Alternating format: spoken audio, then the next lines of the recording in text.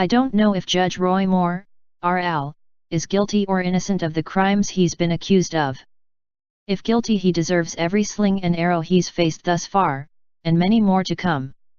However, if he's innocent, he deserves to be heard, and his accusers should face repercussions for maligning his good name and for attempting to destroy the democratic process in Alabama.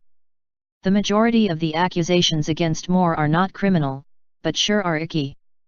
Basically, they seem to suggest that Moore had a penchant for underage girls. However, two of the accusations rise to the level of criminal action. One accusation claims that Moore had a physical, sexual relationship with a 14-year-old girl. Though the two never had sex, they committed sex acts with each other. The other, more recent accusation, is that Moore cornered another girl and attempted to force himself on her but then kicked her out of his car. Moore denies both of these accusations, but is more cryptic on the possibility that he dated teenage girls. Moore's legal team has also begun the process of suing the media outlets that he believes have acted irresponsibly in reporting this story, and may also be planning to sue his accusers. While Moore has faced withering criticism from all who oppose his candidacy, the last few days have also brought some hard questions for his accusers. A young woman who worked with Judge Moore as a teen told the Conservative Post that she never saw an inkling of this kind of behavior from Moore. "Yes, I absolutely believe the judge is innocent," Beth told Conservative Tribune. "I've known him and his family for years. I was a teenager when I first started working in his campaign.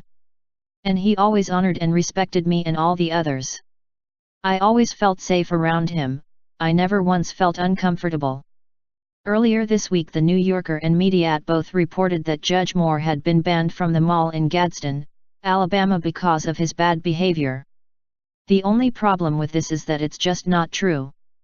The man who actually ran the mall recently told the local Fox News affiliate that the stories about Moore being banned aren't true. The stepson of Judge Moore's most aggressive accuser is telling anyone who will listen that Beverly Young Nelson is an untrustworthy liar.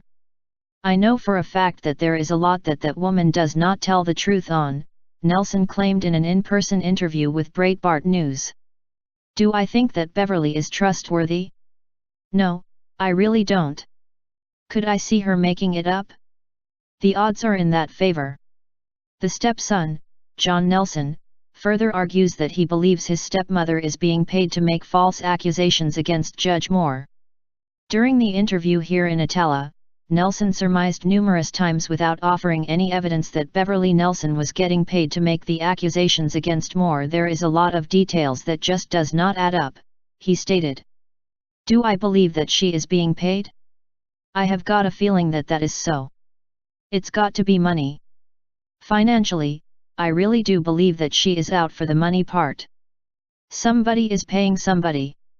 It seems awful funny. 25 days or so until the election. Why wait until just now to start doing all of this?" Finally, the most damning piece of evidence offered by Beverly Young Nelson and her attorney Gloria Allred was a yearbook that had reportedly been signed by Judge Moore. The only problem? The inscription seems to have been written by at least two different people, and the dates don't make a whole lot of sense in the flow of the story Nelson is telling. Because of these facts, Moore's lawyers have asked that Allred allow the inscription to be validated by handwriting experts, but Allred flatly refused. Allred then called into CNN, reaching Wolf Blitzer live on the Situation Room. She said that she would be willing to submit the yearbook to an independent expert or experts, but only once her client and Moore had testified under oath before the Senate Judiciary Committee and the Senate Select Committee on Ethics before the election. She would not agree to have the yearbook examined otherwise, claiming "We're not going to be distracted." That was a major mistake. By trying to use the yearbook, the critical piece of evidence in establishing Nelson's credibility as leverage to force a Senate hearing before the election, Allred seemed to put politics ahead of the truth. Worse, she opened herself and her client to questions about whether they have something to hide. Whatever the truth of Jauregi's claims that the yearbook signature is a fraud, Allred lent those claims greater credibility. None of these things offer definitive proof of Moore's innocence, but they do at least demand that we proceed with care in adjudicating what has taken place. Moore should not be judged guilty for crimes he may not have committed, and his accusers should not be called liars before the truth has been discovered. Both sides deserve to be treated with dignity and respect, and both sides deserve a rational and considerate media investigating the allegations. Sadly, from what we've seen so far, the media cares more about reporting a salacious story than they do finding the truth.